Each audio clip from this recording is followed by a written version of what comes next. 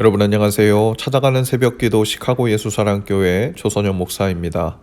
오늘도 변함없는 주님의 은혜와 평강이 저와 여러분의 삶의 종일 풍성하기를 기도합니다. 오늘 말씀은 요한계시록 2장 1절에서 7절까지 말씀입니다. 제가 읽어드리지요. 에베소 교회의 심부름꾼에게 이렇게 써보내라. 오른손에 7뼈를 주시고 7 금촛대 사이를 거니시는 분이 말씀하신다. 나는 내가 한 일과 내 수고와 인내를 알고 있다. 또 나는 내가 악한 자들을 참고 내버려둘 수 없었던 것과 사도가 아니면서 사도라고 자칭하는 자들을 시험하여 그들이 거짓말쟁이임을 밝혀낸 것도 알고 있다. 너는 참고 내 이름을 위하여 고난을 견뎌냈으며 낙심한 적이 없다. 그러나 너에게 나무랄 것이 있다. 그것은 내가 처음 사랑을 버린 것이다. 그러므로 내가 어디에서 떨어졌는지를 생각해내서 회개하고 처음에 하던 일을 하여라. 내가 그렇게 하지 않고 회개하지 않으면 내가 가서 내 촛대를 그 자리에서 옮기겠다. 그런데 내게는 잘하는 일이 있다. 너는 니골라당이 하는 일을 미워한다. 나도 그것을 미워한다. 귀가 있는 사람은 성령이 교회들이 하시는 말씀을 들어라. 이기는 사람에게는 내가 하나님의 낙원에 있는 생명나무의 열매를 주어서 먹게 하겠다. 아멘. 요한계시록 2장과 3장에서는 예수님께서 소아시아 7교회에 편지하는 내용이 나오고 있습니다. 주님은 당시에 7교회를 대표적으로 선택하셔서 당시에 각 교회들에게 메시지를 주실 뿐 아니라 앞으로 생겨날 7 유형의 교회들 그리고 성도들에게도 메시지를 주고 계십니다. 오늘 본문에서는 에베소 교회에 대해서 말씀하고 계신데요. 에베소 교회는 사도 바울이 3차 전도 여행 때 3년에 걸쳐서 개척하고 목회한 교회예요. 에베소 교회는 소아시아 지방의 중심지였고 그곳에는 큰 아데미 여신상이 있었죠. 아데미 여신의 형상을 만들어서 파는 사람들이 있었고 또 마술이 성행한 곳이었습니다.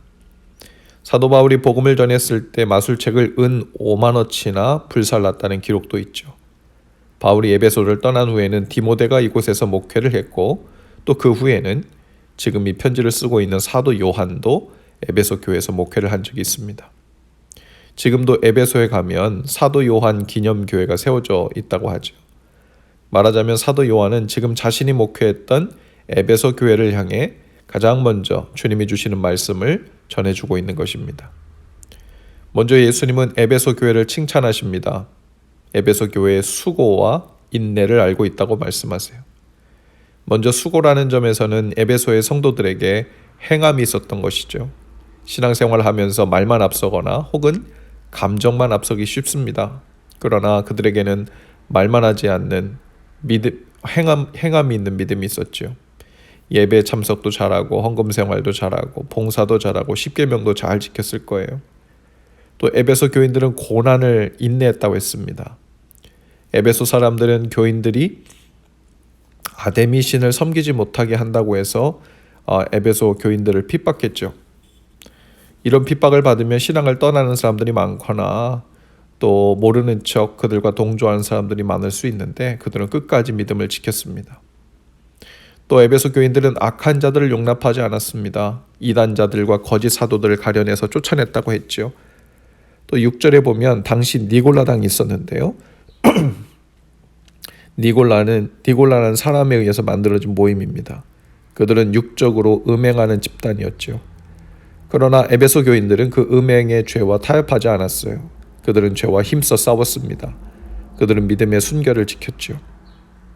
요즘에도 신천지나 다락방 같은 이단에 넘어가는 사람들이 얼마나 많은지 몰라요. 그러나 에베소 교인들은 자칭 사도라 하지만 사도가 아닌 이단들을 물리쳤습니다. 또 당시에는 영지주의자들이 있어서 그들의 주장은 영만 깨끗하면 또 깨달음만 있으면 구원받지 육신은 마음대로 해도 된다고 생각한 자들이었습니다. 그들은 쾌락적인 삶을 살았습니다. 그렇지 않으면 반대로 음식이나 혼의를 패하는 금욕적인 삶을 살기도 했죠. 하지만 에베소 교인들은 이런 자들을 모두 물리치고 예수 그리스도를 믿음으로 거룩한 삶을 살았습니다. 그들은 예수님의 이름을 위하여 이런 고통을 참고 견뎠죠. 예수님께서는 이런 에베소 교인들을 잘 아셨습니다. 그리고 깊이 이해하시고 칭찬하셨죠. 이 정도 이야기를 들으면 거의 지상에 있는 교회 중에 이상적인 교회로 보입니다. 그러나 예수님은 그들의 한 가지 중대한 죄에 대해서 책망하고 계시죠. 그들은 예수님에 대한 처음 사랑을 버렸다는 것입니다. 그들의 첫사랑이 어땠을까요? 바울이 3차 전도 여행 때 에베소 교인들에게 가서 예수 그리스도의 복음을 전했죠. 이들은 바울에게서 복음을 받고 예수님을 뜨겁게 사랑했어요. 성도들 사이에도 사랑이 깊었습니다. 하나님의 사랑이 가득했던 그들 가운데 강력히 하나님은 일하셨습니다. 심지어 바울이 앞치마만 얹어도 병이 낫는 일이 있었어요. 훈련받은 제자들은 예수님의 말씀을 소아시아 전역에 전했습니다. 이들은 여러 시험을 이기는 교회로 성장했습니다. 그런데 이들이 여러 이단과 싸우다가 점차 그 첫사랑을 잃어버리게 되었다는 겁니다. 그들의 마음이 날카로워진 것이죠. 진리를 지키려 하다가 사랑을 상실하게 된 것입니다. 진리는 사랑 속에 있어야 하죠.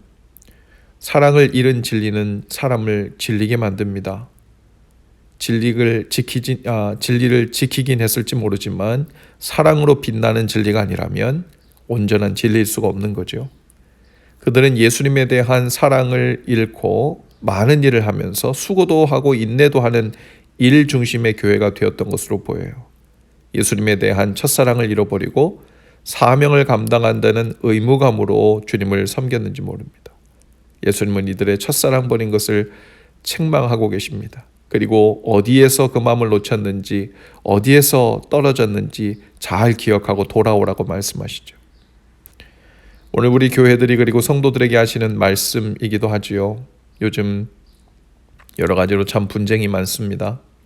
진리를 지키기 위해서 여러모로 수고하고 인내하는 교회들과 성도들도 많죠. 참 감사하고 대견한 일인데요. 그러나 그 진리를 지키기 위해서 오늘 우리가 놓치고 있는 사랑은 없는지, 그 진리를 지키기 위해서 사랑을 잠시 내려놓고 있는 것은 아닌지 살펴볼 수 있기를 바랍니다. 어쩌면 아기 목욕물 벌리려다가 아기까지 함께 버리는 일과 같아질 수 있기 때문이죠. 우리 가정에서도 교회에서도 사명을 감당하는 것 중요하지만 그 사명에는 항상 언제라도 내려놓아서는 안 되는 사랑의 사명이 가장 첫 번째라는 것을 잊어서는 안 됩니다. 예수님은 수고와 인내로 힘을 다하고 있는 에베소 교회를 향해서 분명 사랑하는 눈빛으로 말씀하고 계심이 틀림없습니다. 마치 한 부자 청년이 예수님께 나와 열심으로 주님의 계명을 어렸을 때부터 다 지켰지만 영생을 얻는 일에 대해 질문하고 있었을 때 예수님은 그 청년을 사랑하시는 눈빛으로, 그러나 안타까운 눈빛으로 바라보시며 그 중심에 하나님을 사랑하는 마음이 첫 번째이고 중심에 있는가 하는 것을 물으셨죠. 오늘 우리 성도들도 그 청년처럼 근심하며 돌아가는 일이 없으면 좋겠습니다. 마지막 7절입니다. 귀가 있는 사람은 성령이 교회들에게 하시는 말씀을 들어라. 이기는 사람에게는 내가 하나님의 낙원에 있는 생명나무의 열매를 주어서 먹게 하겠다. 성령께서 오늘 우리 각 사람에게 주시는 이 성령님의 음성을 잘 듣고 힘써 지키며 이기는 자에게 생명나무의 열매를 주어 먹게 하시겠다고 하십니다. 수고하고 인내하며 사랑 없이 진리를 지키는 것만으로는 생명나무의 열매를 먹기 합당하지 않다는 말씀이기도 한 것이죠.